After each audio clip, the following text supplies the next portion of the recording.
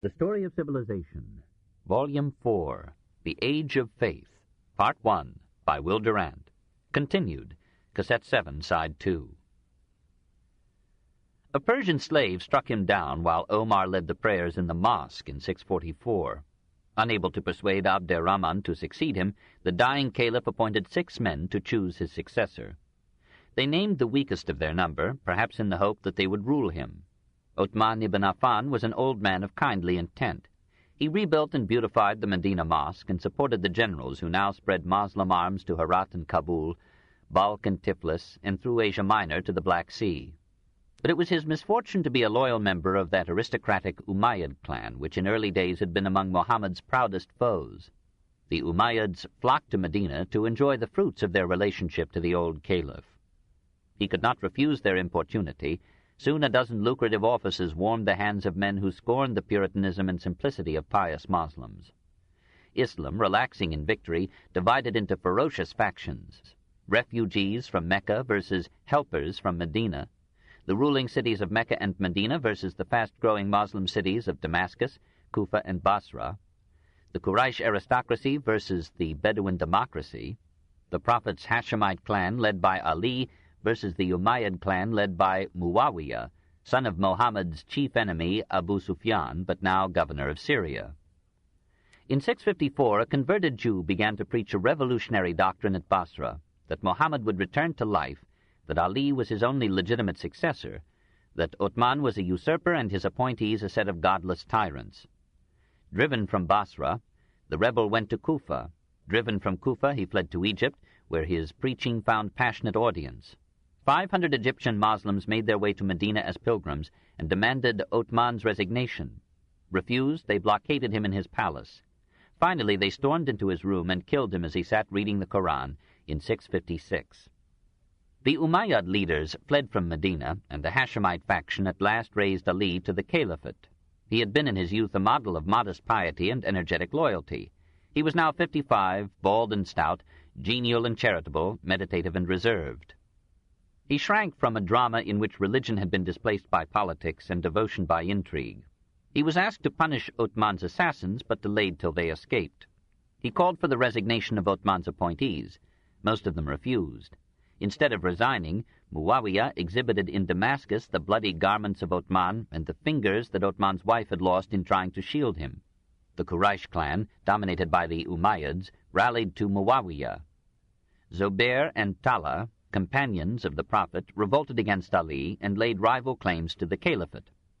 Aisha, proud widow of Muhammad, left Medina for Mecca and joined in the revolt. When the Muslims of Basra declared for the rebels, Ali appealed to the veterans at Kufa and promised to make Kufa his capital if they would come to his aid. They came. The two armies met at Quraiba in southern Iraq in the Battle of the Camel, so called because Aisha commanded her troops from her camel seat. Zubair and Talha were defeated and killed. Aisha was escorted with all courtesy to her home in Medina, and Ali transferred his government to Kufa, near the ancient Babylon. But in Damascus, Muawiyah raised another rebel force. He was a man of the world who privately put little stock in Muhammad's revelation. Religion seemed to him an economical substitute for policemen, but no aristocrat would let it interfere with his enjoyment of the world. In effect, his war against Ali sought to restore the Quraysh oligarchy to the power and leadership that had been taken from them by Muhammad. Ali's reorganized forces met Muawiyah's army at Siffin on the Euphrates in 657. Ali was prevailing when Muawiyah's general, Amr ibn al-As, raised copies of the Quran on the points of his soldiers' lances and demanded arbitration according to the word of Allah, presumably by rules laid down in the sacred book. Yielding to the insistence of his troops, Ali agreed. Arbitrators were chosen and were allowed 6 months to decide the issue while the armies returned to their homes. Part of Ali's men now turned against him and formed a separate army and sect as Khariji, or seceders. They argued that the caliph should be elected and removable by the people. Some of them were religious anarchists who rejected all government except that of God. All of them denounced the worldliness and luxury of the new ruling classes in Islam. Ali tried to win them back by suasion, but failed. Their piety became fanaticism and issued in acts of disorder and violence. Finally, Ali declared war upon them and suppressed them. In due time, the arbitrators agreed that both Ali and Muawiyah should withdraw their claims to the caliphate. Ali's representative announced the deposition of Ali. Amr, however, instead of making a similar withdrawal for Muawiyah, proclaimed him caliph. Amid this chaos, a Kharijite came upon Ali near Kufa and pierced his brain with a poisoned sword in 661. The spot where Ali died became a holy place to the Shia sect, which worshipped him as the wali or vicar of Allah, and made his grave a goal of pilgrimage as sacred as Mecca itself. The Muslims of Iraq chose Ali's son Hassan to succeed him. Muawiyah marched upon Kufa. Hassan submitted, received a pension from Muawiyah, retired to Mecca, married 100 times, and died at 45 in 669, poisoned by the caliph or a jealous wife. Muawiyah received the reluctant allegiance of all Islam, but for his own security, and because Medina was now too far from the center of Muslim population and power, he made Damascus his capital. The Quraysh aristocracy, through Abu Sufyan's son, had won their war against Muhammad. The theocratic republic of the successors became a secular hereditary monarchy. Semitic rule replaced the dominance of Persians and Greeks in Western Asia, expelled from Asia a European control that had lasted 1,000 years, and gave to the Near East, Egypt, and North Africa the form that, in essence, they would keep for 13 centuries. 2. The Umayyad Caliphate, 661 to 750. Let us do Muawiyah justice. He had won his power first through appointment as governor of Syria by the virtuous Omar, then by leading the reaction against the murder of Uthman, then by intrigues so subtle that force had seldom to be used. "I apply not my sword," he said, "where my lash suffices, nor my lash where my tongue is enough. And even if there be one hair binding me to my fellow men, I do not let it break. When they pull, I loosen, and if they loosen, I pull." His path to power was less incarnadined than most of those who have opened new dynasties. Like other usurpers, he felt the need to hedge his throne with splendor and ceremony.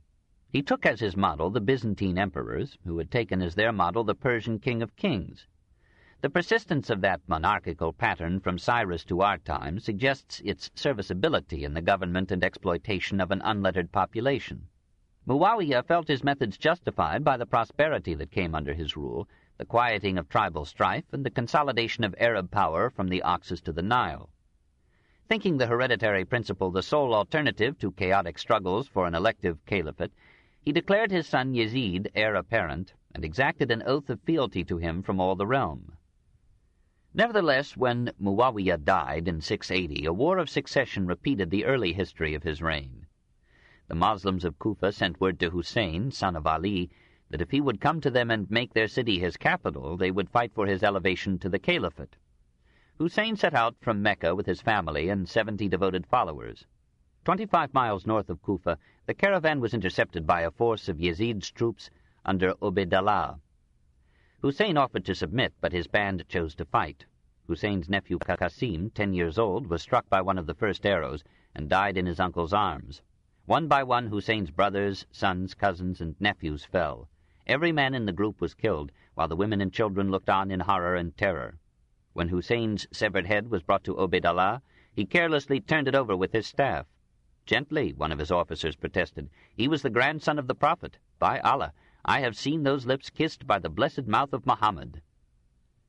At Kerbela, where Hussein fell, the Shia Muslims built a shrine to his memory. Yearly they reenact there the tragedy in a passion play, worshipping the memory of Ali, Hassan, and Hussein. Abdullah, son of Zobair, continued the revolt. Yazid's Syrian troops defeated him and besieged him in Mecca. Rocks from their catapults fell upon the sacred enclosure and split the black stone into 3 pieces. The Kaaba caught fire and was burned to the ground, this in 683. Suddenly the siege was lifted. Yazid had died and the army was needed in Damascus. In 2 years of royal chaos, 3 caliphs held the throne. Finally, Abd al-Malik, son of a cousin of Muawiyah, ended the disorder with ruthless courage, and then governed with relative mildness, wisdom, and justice. His general, Hajjaj ibn Yusuf, subdued the Kufans and renewed the siege of Mecca. Abdullah, now 72, fought bravely, urged on by his centenarian mother. He was defeated and killed. His head was sent as a certified check to Damascus. His body, after hanging for some time on a gibbet, was presented to his mother, this in 692. During the ensuing peace, Abd al-Malik wrote poetry, patronized letters, attended to 8 wives, and reared 15 sons, of whom 4 succeeded to his throne. His cognomen meant Father of Kings. His reign of 20 years paved the way for the accomplishments of his son Walid I, from 705 to 715. The march of Arab conquest was now resumed. Balkh was taken in 705, Bokhara in 709, Spain in 711, Samarkand in 712. In the eastern provinces, Hajjaj governed with creative energy that equaled his barbarities. Marshes were drained, arid tracts were irrigated, and the canal system was restored and improved. Not content with which, the general, once a schoolmaster, revolutionized Arabic orthography by introducing diacritical marks. Walid himself was a model king, far more interested in administration than in war. He encouraged industry and trade with new markets and better roads, built schools and hospitals, including the first lazar houses known, and homes for the aged, the crippled, and the blind, enlarged and beautified the mosques of Mecca, Medina, and Jerusalem, and raised at Damascus a still greater one, which still exists.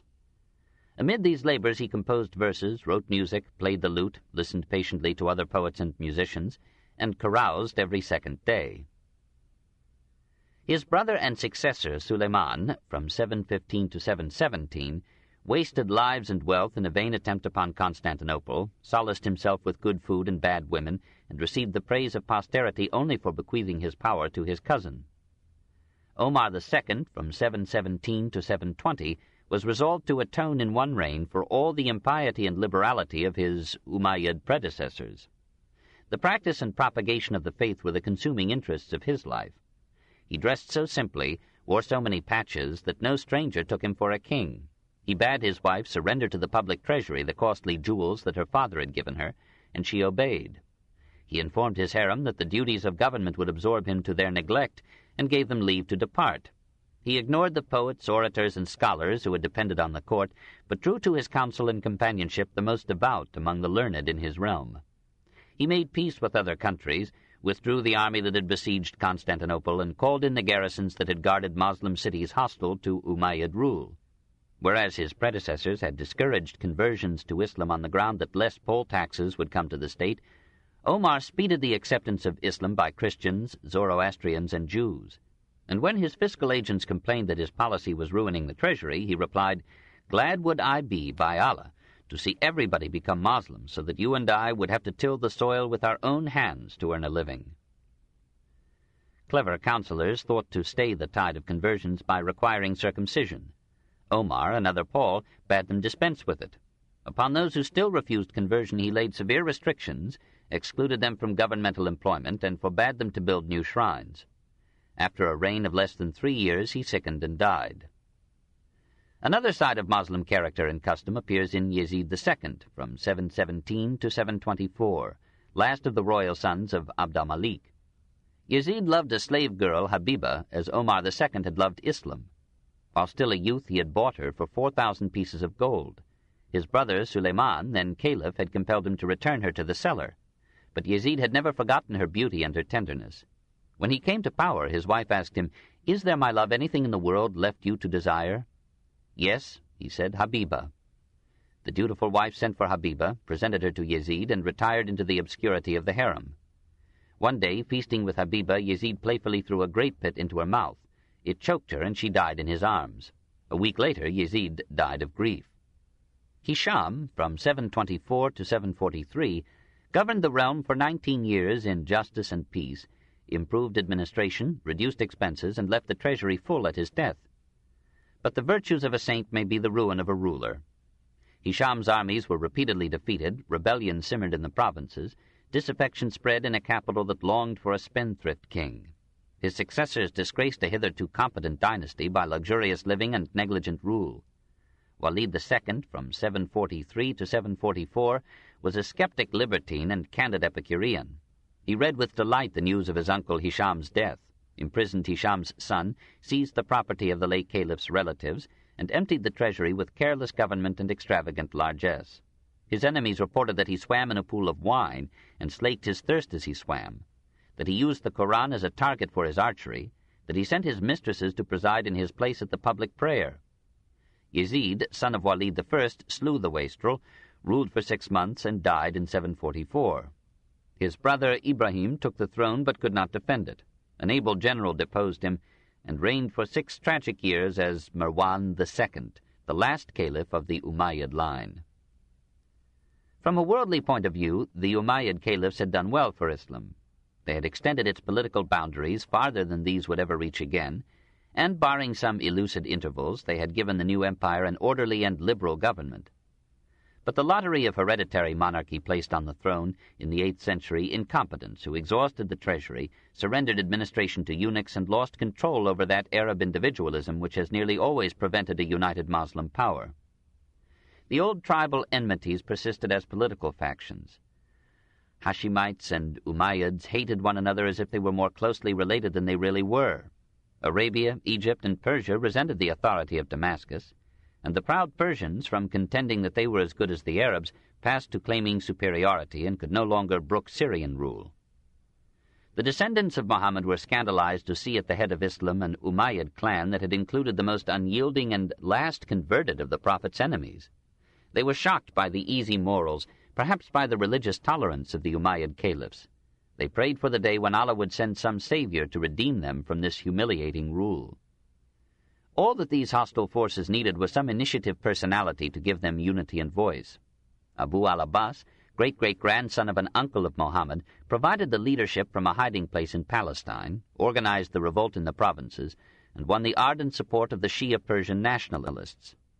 In 749 he proclaimed himself caliph at Kufa. Marwan II met the rebel forces under Abu al-Abbas's uncle, Abdallah, on the river Zab. He was defeated, and a year later Damascus yielded to siege. Marwan was caught and killed, and his head was sent to Abu al-Abbas. The new caliph was not satisfied. "Had they quaffed my blood," he said, "it would not have quenched their thirst. Neither is my wrath slaked by this man's blood." He named himself al-Safa, the bloodthirsty, and directed that all princes of the Umayyad line should be hunted out and slain to forestall any resurrection of the fallen dynasty. Abdallah, made governor of Syria, managed the matter with humor and dispatch. He announced an amnesty to the Umayyads, and to confirm it he invited 80 of their leaders to dinner. While they ate, his hidden soldiers, at his signal, put them all to the sword. Carpets were spread over the fallen men, and the feast was resumed by the Abbasid diners over the bodies of their foes, and to the music of dying groans. The corpses of several Umayyad caliphs were exhumed. The almost fleshless skeletons were scourged, hanged, and burned, and the ashes were scattered to the winds. 3. The Abbasid Caliphate, 750 to 1058. 1. Harun al-Rashid. Abu al-Abbas al-Safa found himself ruler of an empire extending from the Indus to the Atlantic.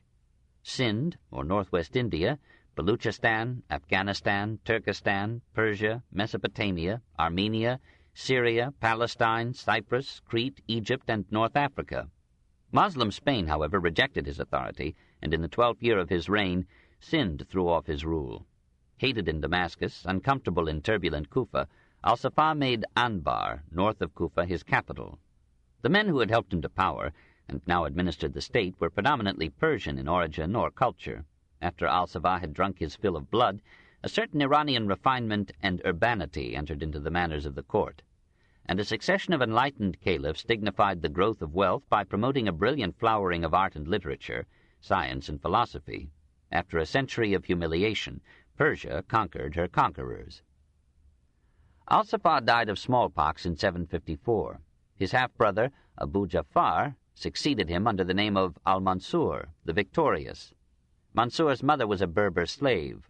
Of the 37 Abbasid caliphs, slaves mothered all but 3 through the institution of concubinage and the legitimation of its progeny. In this way, the Moslem aristocracy was perpetually recruited by the democracy of chance and the fortunes of love and war. The new caliph was 40, tall, slender, bearded, dark, austere.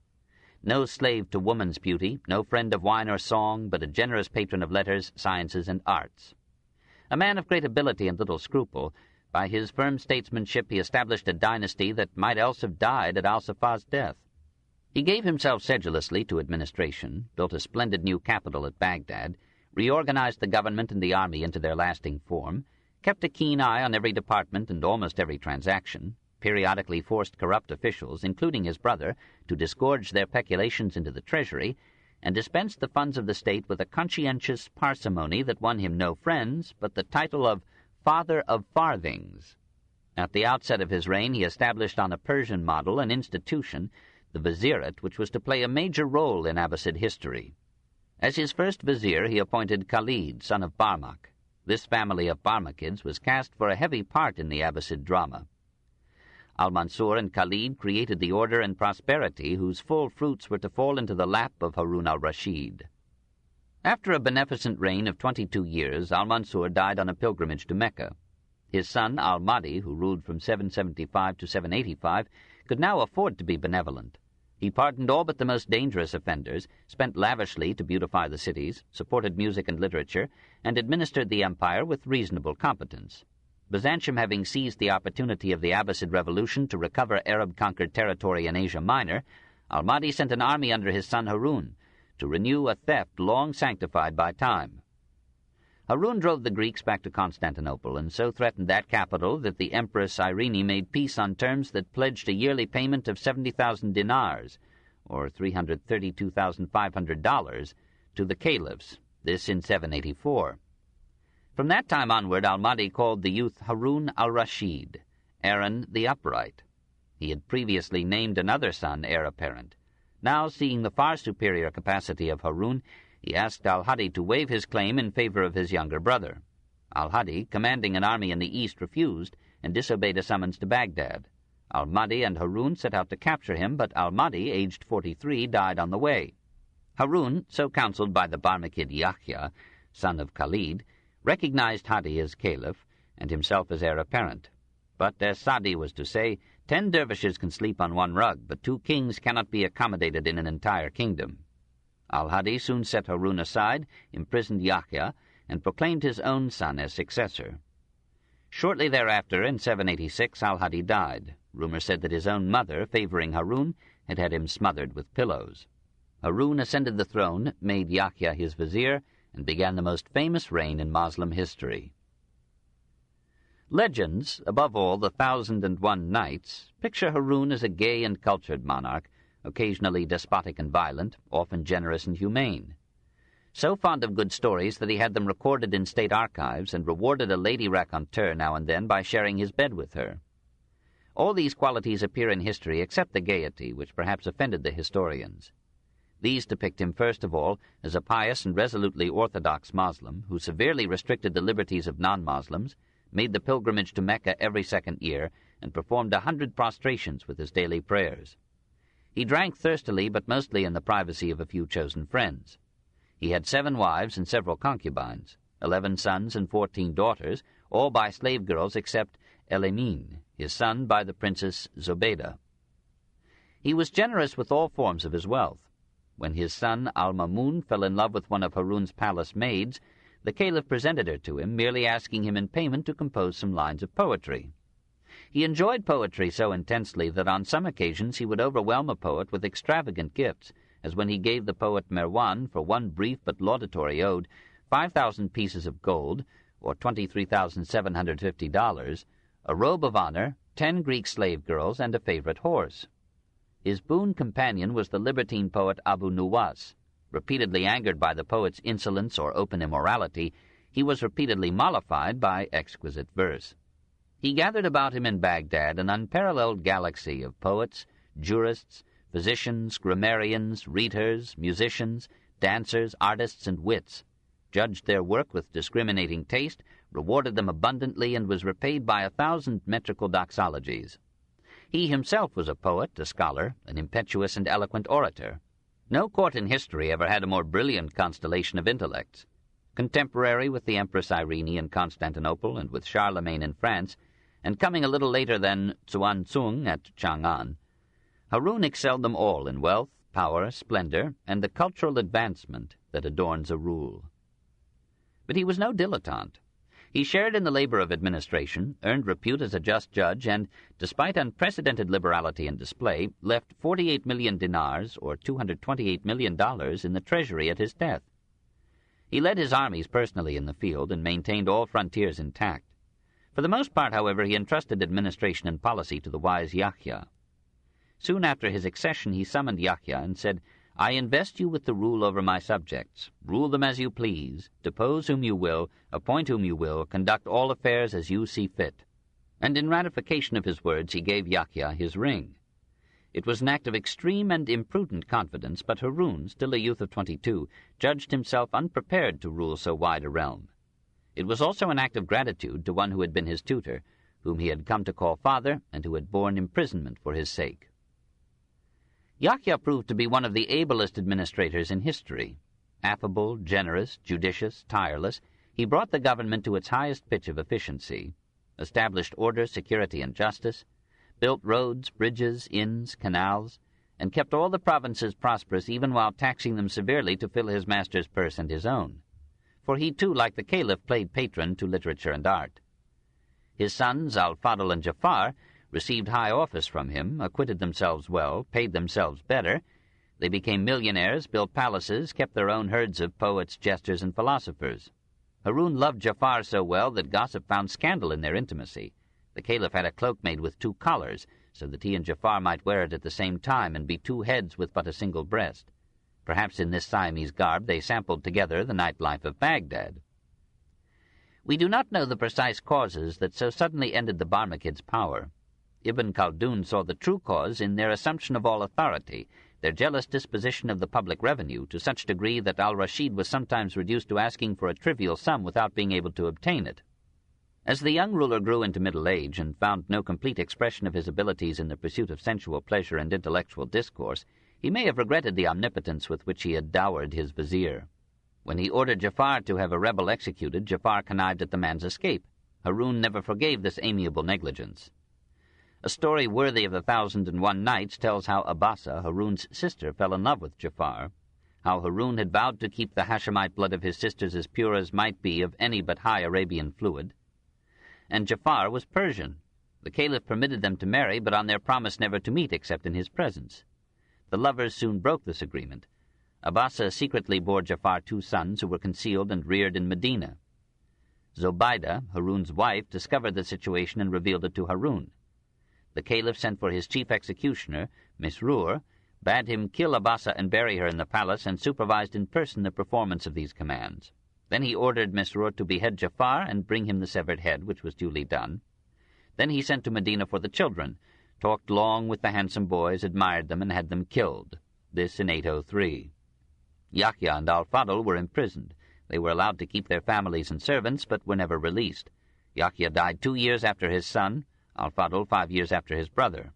All the property of the Barmakid family, reputedly amounting to 30 million dinars, or $142.5 million, was confiscated. Harun himself did not long survive. For a while he dulled his sorrow and remorse with work, and welcomed even the toils of war. When Nicephorus I, Byzantine emperor, refused to continue the payments pledged by Irene, and boldly demanded the return of the tribute already paid, Harun replied, "In the name of Allah the Merciful, the Compassionate, from Harun, commander of the faithful, to Nicephorus, dog of a Roman. I have your letter, O son of an infidel mother. The answer shall be for your eyes to see, not for your ears to hear. Salam." He took the field at once, and from his new and strategic residence at Raqqa, on the northern frontier, he led into Asia Minor such impetuous expeditions that Nicephorus soon agreed to resume the tribute, this in 806. To Charlemagne, a useful foil to Byzantium, he sent an embassy bearing many presents, including a complicated water clock and an elephant. Although Harun was now only 42, his sons El-Emin and El-Mamun were already competing for the succession and looking forward to his death. Hoping to mitigate their strife, Harun arranged that Al-Mamun should inherit the provinces east of the Tigris, El-Emin the rest, and that on the death of either brother the survivor should rule the whole. The brothers signed this compact and swore to it before the Kaaba. In that same year, 806, a serious rebellion broke out in Khurasan. Harun set out with Al-Emin and Al-Mamun to suppress it, though he was suffering from severe abdominal pains. At Tus, in eastern Iran, he could no longer stand. He was in his last agony when Bashin, a rebel leader, was brought before him. Made almost insane by pain and grief, Harun upbraided the captive for causing him to undertake this fatal expedition, ordered Bashin to be cut to pieces limb by limb, and watched the execution of the sentence. On the following day, Harun the Upright died in 809, aged 45. 2. The decline of the Abbasids. Al-Mamun continued to Merv and came to an agreement with the rebels. Al-Amin returned to Baghdad, named his infant son heir to his power, demanded of Al-Mamun 3 eastern provinces, was denied them, and declared war. Al-Mamun's general Tahir defeated the armies of Al-Amin, besieged and almost destroyed Baghdad, and sent Al-Amin's severed head to Al-Mamun after a now inviolable custom. Al-Mamun, still remaining in Merv, had himself proclaimed caliph in 813. Syria and Arabia continued to resist him as the son of a Persian slave, and it was not till 818 that he entered Baghdad as the acknowledged ruler of Islam. Abdallah al-Mamun ranks with al-Mansur and al-Rashid as one of the great caliphs of the Abbasid line. Though capable at times of the fury and cruelty that had disgraced Harun, he was usually a man of mild and lenient temper. In his state council he included representatives of all the major faiths in his realm, Mohammedan, Christian, Jewish, Sabian, Zoroastrian, and guaranteed until his latest years full freedom of worship and belief. For a time free thought was de rigueur at the caliph's court. Masudi describes one of al-Mamun's intellectual afternoons. Al-Mamun used to hold a salon every Tuesday for the discussion of questions in theology and law. The learned men of diverse sects were shown into a chamber spread with carpets. Tables were brought in laden with food and drink. When the repast was finished, servants fetched braziers of incense, and the guests perfumed themselves. Then they were admitted to the caliph. He would debate with them in a manner as fair and impartial, and as unlike the haughtiness of a monarch as can be imagined. At sunset a second meal was served, and the guests departed to their homes. Under al-Mamun, the royal support of arts, sciences, letters, and philosophy became more varied and discriminating than under Harun, and left a far more significant result.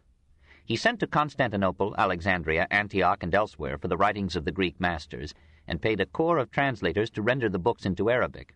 He established an academy of science at Baghdad, and observatories there and at Tadmor, the ancient Palmyra.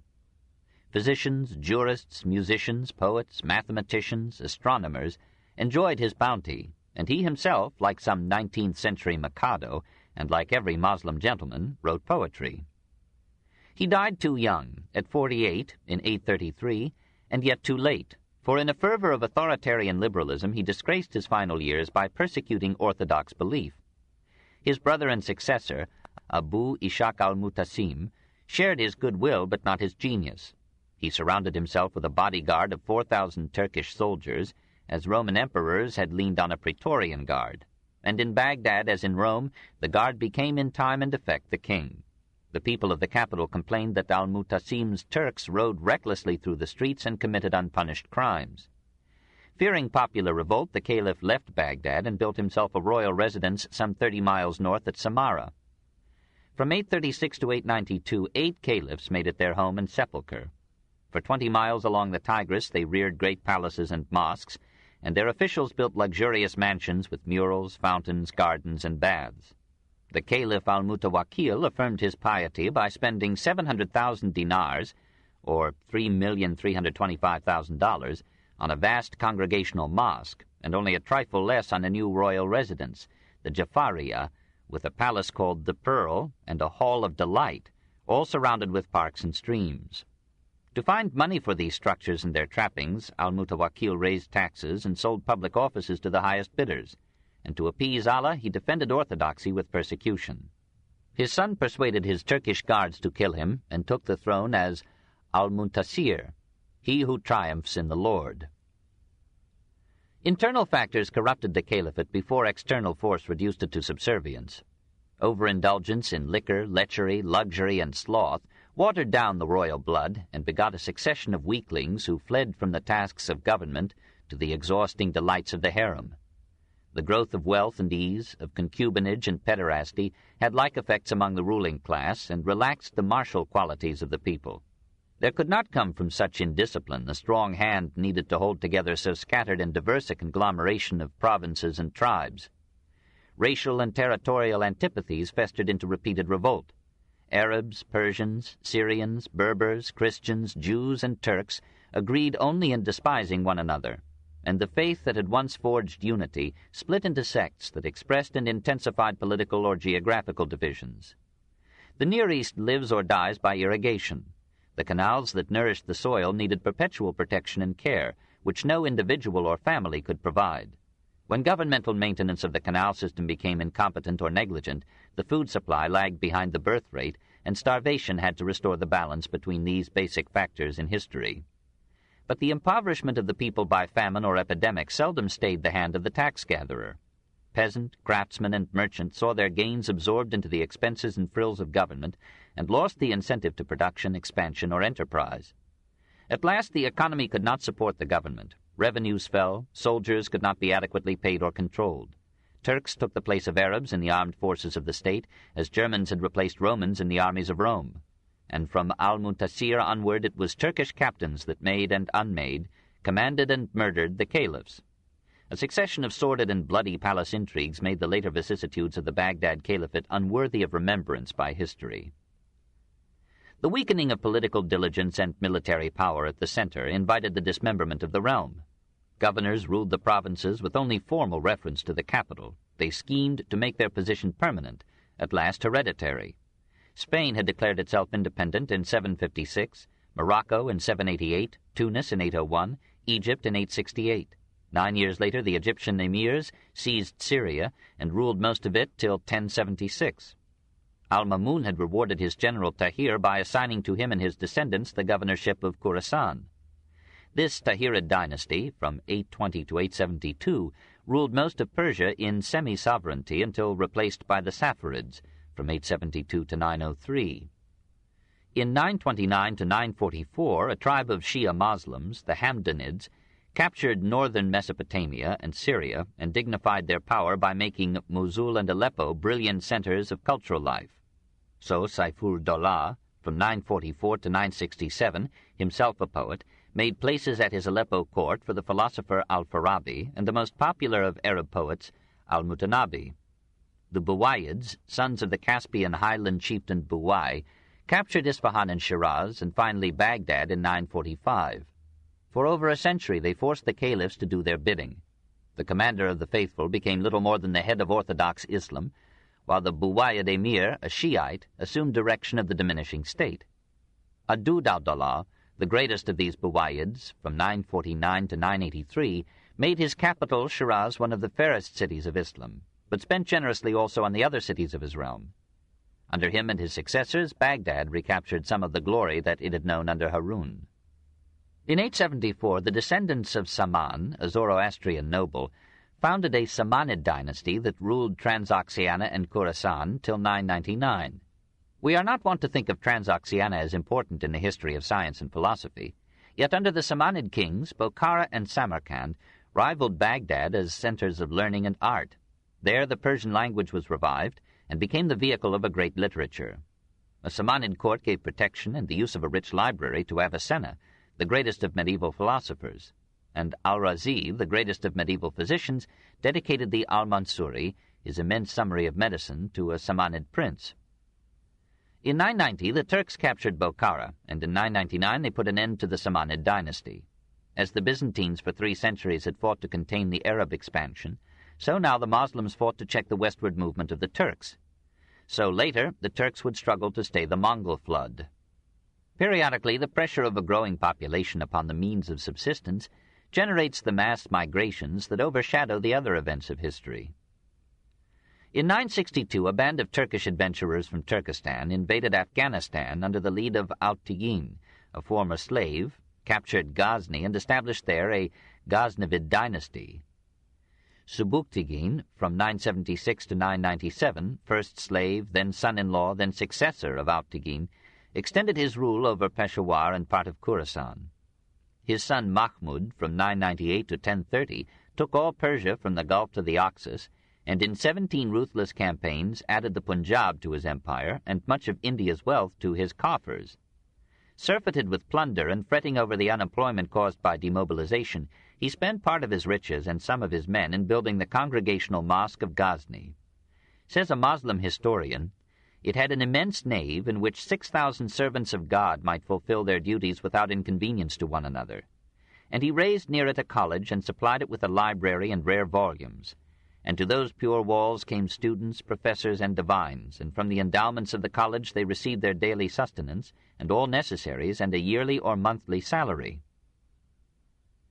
To this college and his court Mahmud brought many scientists, including al-Biruni, and many poets, including Firdausi, who reluctantly dedicated to him the greatest of Persian poems. During this generation, Mahmud stood near the top of the world in more senses than one. But 7 years after his death, his empire passed into the hands of the Seljuk Turks. It would be an error to picture the Turks as barbarians. As it was necessary to modify that term as applied to the German conquerors of Rome, so it must be said that the Turks were already passing out of barbarism when they overran Islam. Moving westward from Lake Baikal, the Turks of north-central Asia organized themselves in the 6th century under a Khan, or Chagan. Forging iron found in their mountains, they made weapons as hard as their code, which punished not only treason and murder, but adultery and cowardice with death. The fertility of their women outran the mortality of their wars. By A.D. 1000, a branch of Turks known by the name of their Beg, or leader Seljuk, dominated Transoxiana as well as Turkestan. Mahmud of Ghazni, thinking to halt this rival Turkish power, seized a son of Seljuk and imprisoned him in India in 1029. Undaunted and enraged, the Seljuk Turks, under the stern but masterful Tugril Beg, took most of Persia and paved their further advance by sending to the Caliph al-Qaim at Baghdad a deputation announcing their submission to him and Islam. The Caliph hoped that these fearless warriors might free him from his Umayyad overlords. He invited Tugril Beg to come to his aid. Tugril came in 1055, and the Umayyads fled. Al-Qaim married Tugril's niece and made him king of the East and the West, this in 1058. One by one the petty dynasties of Asiatic Islam crumbled before the Seljuks and acknowledged again the supremacy of Baghdad. The Seljuk rulers took the title of Sultan, or Sultan, master, and reduced the caliphs to a merely religious role. But they brought to the government a new vigor and competence, and to Mohammedism a new fervor of orthodox faith. They did not, like the Mongols 2 centuries later, destroy what they conquered. They rapidly absorbed the higher civilization, unified into a new empire what had been the scattered members of a dying state, and gave it the strength to endure and survive that long duel between Christianity and Islam which we know as the Crusades. 4. Armenia, 325 to 1060. In the year 1060, the Seljuk Turks extended their conquests to Armenia. This book is continued on Cassette 8, Side 1.